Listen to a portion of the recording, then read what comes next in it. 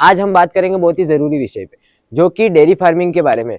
Dairy farm का loss में जाने का क्या कारण है? कई सारे पशुपालक डेयरी फार्म चालू तो कर देते हैं, पर मजबूरन वो डेयरी फार्म को बंद कर देते हैं या बंद करने की कगार पे आ जाते हैं। तो आज हम इस वीडियो में पूरा जानेंगे कि आखिर ऐसा क्यों होता है। डेयरी फार्म अगर चालू कर देते हैं तो वो बंद क्यों होता है और क्या कारण है जिसकी वजह से वो बंद होता है। तो मैं पेटदर आज आपको बताऊंगा कि डेयरी फार्मिंग को लॉस में जाने से कैसे बचाए और डेयरी फार्मिंग को आगे कैसे चलाए। तो वीडियो को पूरा देखें। अगर वीडियो आपको अच्छा लगे तो वीडियो को शेयर करें और चैनल को सब्सक्राइब करें। ऐसी जानकारी के लिए हमारे साथ बने रहिए। चलो देखते हैं आगे वीडियो में। डेयरी फार्मिंग बंद होने का सबसे पहला कारण यह है कि सही प्लानिंग ना होना। कई सारे पशुपालन पालक डेयरी फार्म को केवल ये समझते हैं कि हमने एक गाय खरीदी, बांधी, उसका दूध निकाला, बेचा, ये डेयरी फार्म है। पर ये असल मायने में सही चीज नहीं है। अगर आप डेयरी फार्मिंग कर रहे हो या करना चाहते हो तो पहले उसकी प्रॉपर प्लानिंग करें कि आपको गाय खरीदी आपने, तो इसका दूध आप कहाँ सेल करोगे, गाय को खिलाओगे क्या, आपके पास दूध का रेट मिल रहा है कि नहीं मिल रहा है, आपको क्या रेट मिलेगा दूध, आप किस रेट में दूध बेचोगे और किस रेट में इनकी फीड लाओगे। तो इसकी पूरी प्रॉपर प्लानिंग करने के बाद आप डेयरी फार्म शुरू करो। कई सारे पशुपालक इस चीज से ज्यादा मात खा जाते हैं कि उनकी प्रॉपर प्लानिंग नहीं होती है और वो डायरेक्ट डेयरी फार्मिंग में उतर जाते हैं। तो इससे भी कई लॉस देखने को मिलता है। दूसरा कारण यह है डेयरी फार्म बंद होने का कि कई सारे पशुपालक गलत पशु का चुनाव कर लेते हैं पैसे के चक्कर में।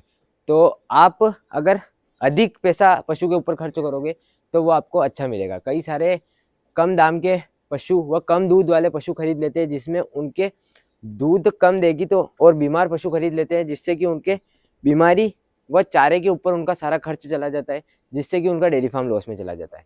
तो अगर आप सही पशु खरीदोगे तो जिससे आपके दूध अगर अधिक देगा तो आपके दूध की आमदनी बढ़ेगी, जिससे आपका फार्म आगे चलेगा। कम दूध देने वाले पशु चारा व बीमारी में ही उनका खर्च चला जाता है, जिससे कि डेयरी फार्म फिर कहाँ जाएगा, पशुपालक लॉस में जाएगा। इस कारण से आप अगर पशु खरीद रहे तो सही नस्ल का चुनाव करें और अच्छे पशु खरीदे जिससे कि आपका डेयरी फार्म लॉस। तीसरा कारण पशुओं की सही देखभाल नहीं हो पाना। पशु की अगर पशुपालक सही देखभाल नहीं करेगा, वहाँ साफ सफाई नहीं रखेगा, पशु का टाइम पर टीकाकरण नहीं करेगा, टाइम पर पशु की एआई ना होना और टाइम पर पशु का इलाज ना होना, यह मेन कारण है पशुओं के टीकाकरण। क्योंकि कई सारी बीमारियां फैलती है पशुपालन में, पशुओं में, जैसे खुरपका, मुंह पका वाली बीमारी आती है, कई सारे जैसे लंपी वायरस आया था। इन चीज़ों की टाइम पे वैक्सीनेशन होना बहुत ज़रूरी है। अगर टाइम पे वैक्सीनेशन हो जाएगी तो भी फार्म लॉस में नहीं जाएगा। अगर पशु बीमार है तो टाइम पे उसका ट्रीटमेंट होना और फार्म पे साफ सफाई होने के कारण पशु को थनैला रोग जैसी शिकायत देखने को नहीं मिलेगी। पशु को टाइम पे फीडिंग होना, ये सारी छोटी छोटी चीज़ें पशुपालन को मुनाफे में ले जाती है और यही चीज़ें डेयरी फार्मिंग को लॉस में भी ले जाती है। अगर इनका प्रॉपर सही मैनेजमेंट नहीं रहा तो डेयरी फार्म लॉस में जाएगा। सबसे बड़ी चीज़ होती है इसमें पशुओं की टाइम पे एआई होना। अगर पशु हिट में है और पशुपालक ने ध्यान नहीं दिया और इसकी एआई नहीं हो पाई तो वो बांझ रह जाएगा, फिर लॉस। तो इन छोटी छोटी चीज़ों का ध्यान रखोगे तो आपका डेयरी फार्म लॉस में। चौथा कारण डेयरी फार्मिंग का लॉस में जाने का, दूध के सही रेट ना मिल पाना। वह दूध को सही जगह सेल नहीं कर पाते, कई पशुपालक दूध नहीं ले जा पाते और गांव में उनको रेट नहीं मिल पाता है। इसके वजह से भी कई सारे डेयरी फार्म लॉस में जाते हैं। क्योंकि एचएफ गाय है, इनका फैट नहीं आएगा ज़्यादा, दूध पतला होगा, जिसकी वजह से इनके सही रेट नहीं मिल पाएंगे। तो इसको बढ़ाने के लिए आप इनके साथ में भैंस का कॉम्बिनेशन कर सकते हैं, जिससे कि भैंस का दूध मिलाकर आप इसके फैट बढ़ाकर भी गांव में सेल कर सकते हैं। या फिर आपके पास सिटी है, शहर है, तो आप वहां जाके इनका घर घर जाके इनका दूध सेल करें, उससे प्रॉफिट बढ़ जाएगा आपका। या फिर आप साथ में गिर गाय वगैरह रखें, जिसकी वजह से अगर इनका फैट बढ़ेगा तो आपके दूध के रेट आपको अच्छे मिलेंगे।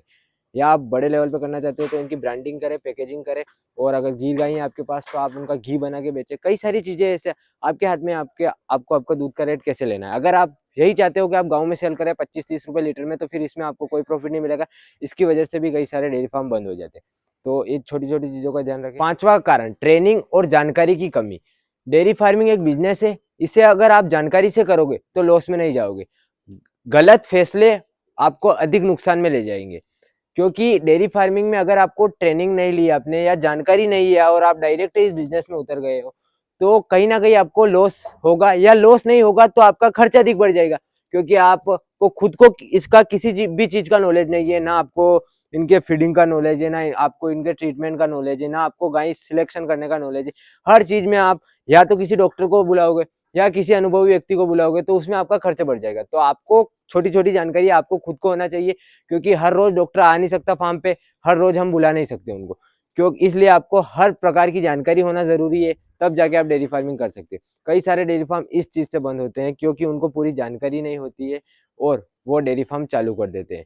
तो गलत फैसले आपका लागत बढ़ा सकते हैं और आपका डेयरी फार्म को बंद कर सकते हैं। फेल नहीं होती है, फेल होती है तो आपका मैनेजमेंट और आपकी गलतियाँ उसे फेल करती है।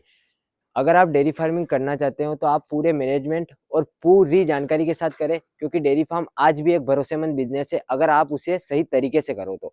तरीका आपका सही होना चाहिए, डेयरी फार्मिंग गलत नहीं है, आपका करने का तरीका गलत। वीडियो को पूरा देखने के लिए धन्यवाद। अगर आप चाहते हैं कि डेयरी फार्मिंग में नुकसान ना हो तो आप हमारे चैनल को सब्सक्राइब करें और ऐसी जानकारी के लिए हमारे वीडियो डेली देखें, और वीडियो अगर अच्छा लगा हो तो शेयर करें। मिलते हैं अगले वीडियो में अगली एक नई जानकारी के साथ।